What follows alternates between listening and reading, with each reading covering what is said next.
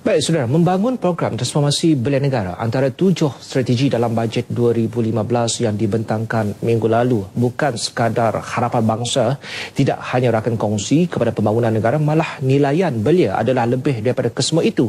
Dan bertolak daripada itu, kehidupan generasi muda yang bakal mewarisi kepimpinan dan memikul amanah demi kemajuan juga kemakmuran masa depan Malaysia.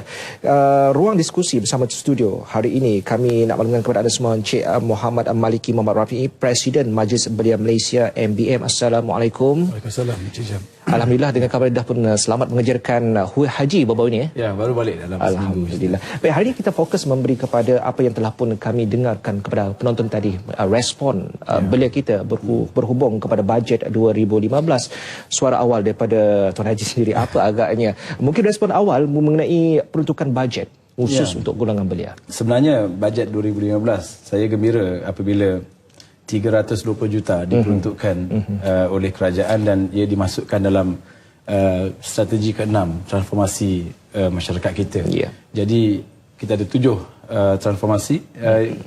Plan ini belia diletakkan dalam plan yang ke-6. Jadi itu menunjukkan satu bukti bahawa kerajaan secara berterusan memberikan fokus kepada pembangunan belia. Dan saya melihat bajet 2015 untuk belia ini merupakan satu penerusan, pengukuhan daripada apa yang telah dirancang yang lalu, dengan ditambah baik melihat segala pelaksanaan yang lalu dipertingkatkan. Itu buktinya apabila perkara-perkara yang fundamental yang sebelum ini menjadi asas telah diberikan satu fokus semula seperti PLKN, rakan muda. Maknanya perkara yang memang telah ada satu kesan signifikan dalam masyarakat khususnya belia dipertingkatkan. Maknanya kerajaan tidak merancang buat sekejap ketepikan, fikir balik apa yang patut, akhirnya kita mungkin akan kerugian sumber-sumber yang lalu.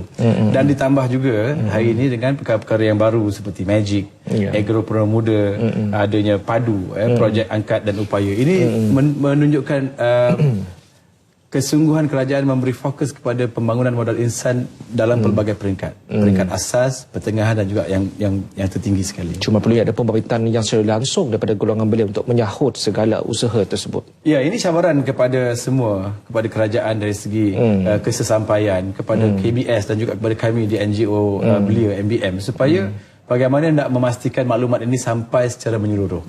Tidak hanya dianggap sebagai sebilangan pihak ia berada di KL, di badan-badan besar, tapi di kawasan yang terpinggir agak tidak tercapai. Ini cabaran besar bagi kita sebenarnya. Baik, salah satu daripada elemen yang saya rasa sering diangkat oleh golongan belia mengenai skim perumahan ataupun istilah perumahan, semua mahu memiliki rumah. Jadi apa yang terkini, skim perumahan belia tawarkan 20,000 unit rumah terhad kepada belia usia 25 hingga 40 tahun serta mempunyai pendapatan isi rumah tidak melebihi RM10,000. Jadi bagi tuan sendiri, adakah ia mencukupi kalau kita lihat dari segi angka itu sebut? Ya, kalau dilihat dari segi angka, keperluan perumahan di Malaysia bukan hanya untuk belia tapi untuk masyarakat keseluruhan memang tak cukup. Kita lihat saja angka permohonan kepada rumah prima contohnya. Jumlah yang ditawarkan dalam jumlah itu tapi jumlah yang memohon begitu ramai. Saya yakin nilai 20,000 unit rumah ini relatif terlalu kecil berbanding dengan populasi belia di negara kita. Tetapi ia satu langkah yang terbaik. Saya percaya kerajaan hendak melaksanakan sesuatu polisi, dia perlu melihat kesan baik dan kesan buruknya, melihat kemampuan kerajaan dari segi fiskal dan kewangan.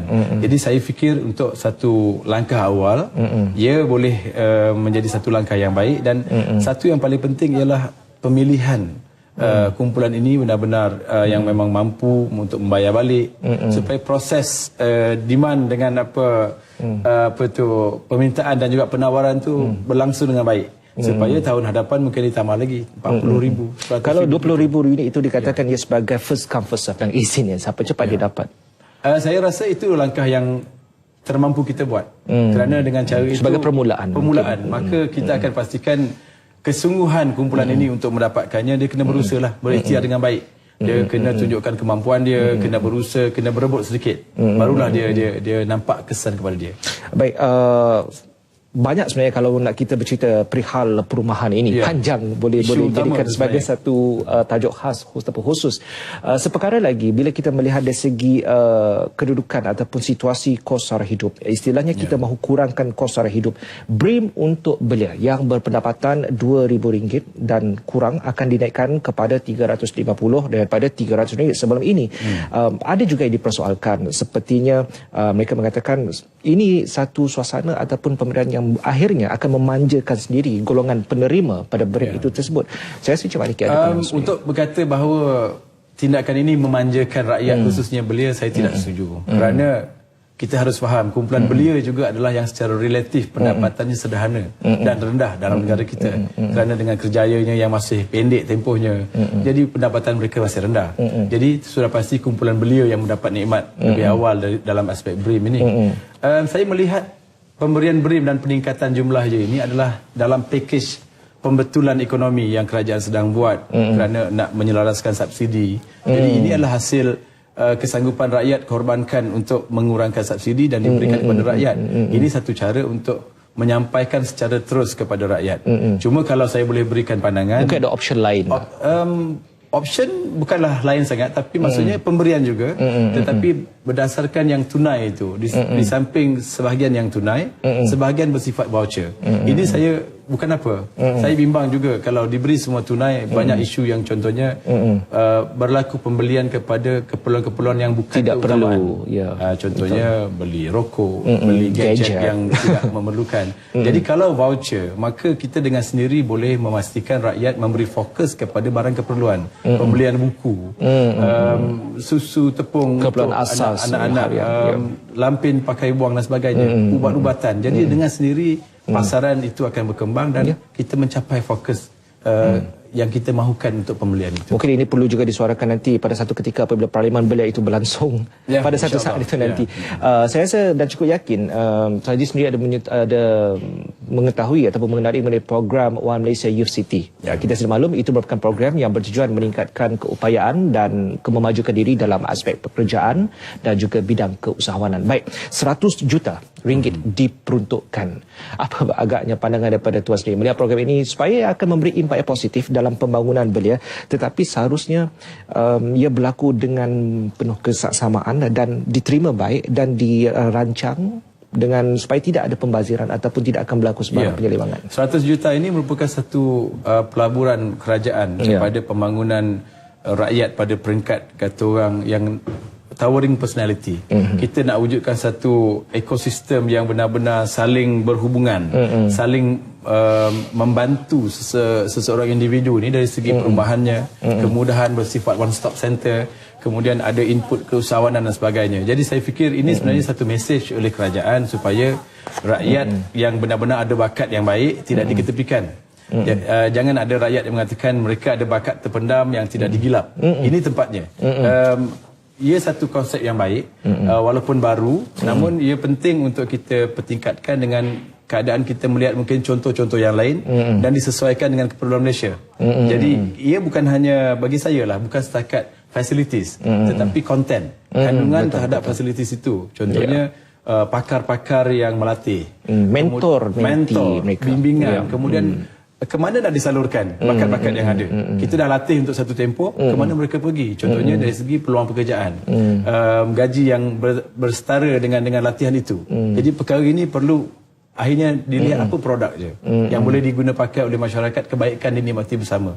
Perlu ada, kalau tak 100 juta ni seolah-olah kita mencurahkan air ke daun keladi contoh gitu. Betul. Jadi satu yang harus dimanfaatkan secara bersama. Dimanfaatkan itulah ayat yang lebih tepat sebenarnya, dan saya rasa perlu ada sambutan yang bertanggungjawab. Yang kalau kepada mereka penerima ini. Perlu ada satu usaha untuk mencari bakat-bakat di peringkat dalaman dan luaran, di kampung-kampung. Talent tu kena dicari. Kemudian facilities dah ada. Kemudian modul yang cantik perlu disediakan. Kemudian arah keluar ke mana pasarannya, siapa pengguna kepada. Saya melihat apa yang dikatakan oleh Tuan lebih merujuk kepada sistem. Sistem itu perlu ada, dia lebih khusus dan mereka akan berpandukan kepada sistem tersebut.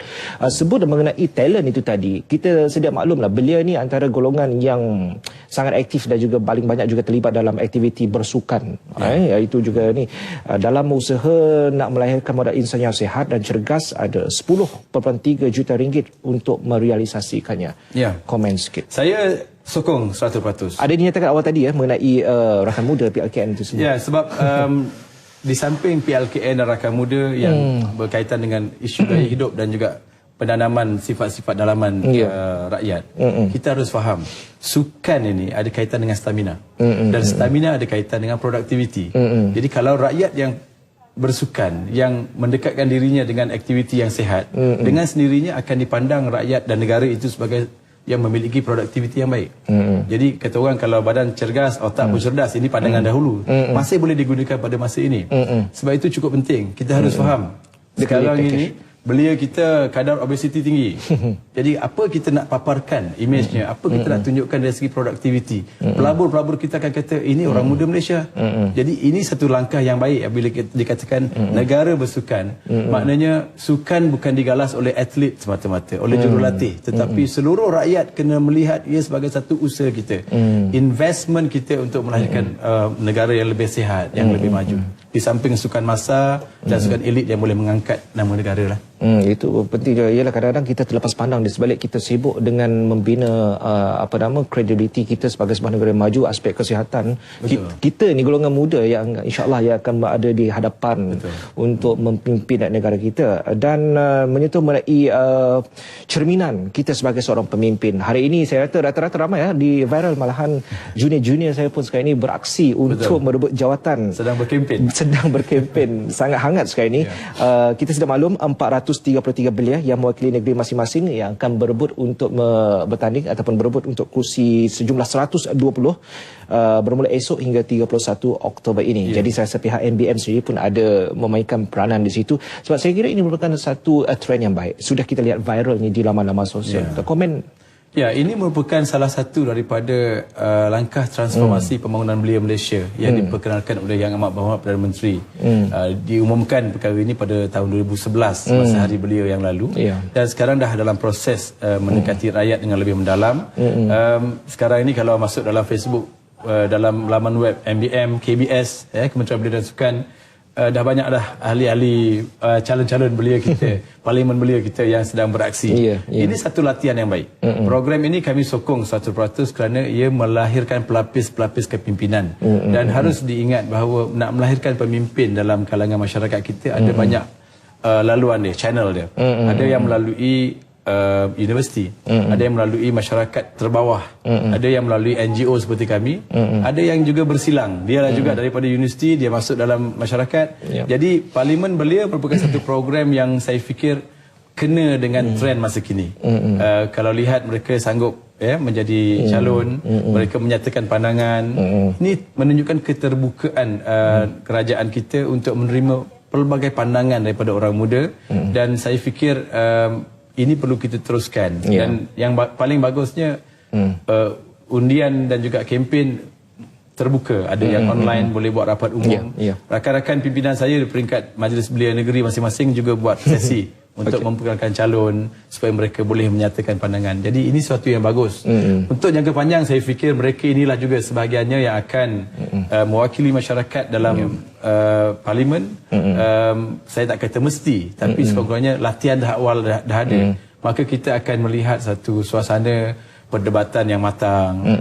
Tak kira parti mana mereka masuk, tapi sekurang-kurangnya mereka membawa citra Malaysia. Hormat menghormati, mengangkat perpaduan, menjunjung perlembagaan. Ini yang kita mahu. Kita tidak mahu lagi ada ciri-ciri yang kata orang slapstick, bergaduh dalam parlimen, tidak memahami perlembagaan, tak faham undang-undang. Jadi saya harap ini membawa satu gerbang baru dalam kepimpinan. Saya rasa itu sudah pun dizahirkan sebagai harapan Tuan Haji sendiri merujuk kepada pewujudan parlimen bilik ini sebab calon-calon pun semua meriah dan juga beraksi dengan slogan masing-masing, pelbagai slogan yang diangkat, dan kita mengharapkan agar mereka yang beraksi pada esok hari agar bersaing dengan sihat. Apapun, terima kasih Tuan Haji Maliki di atas ruang yang ada ini.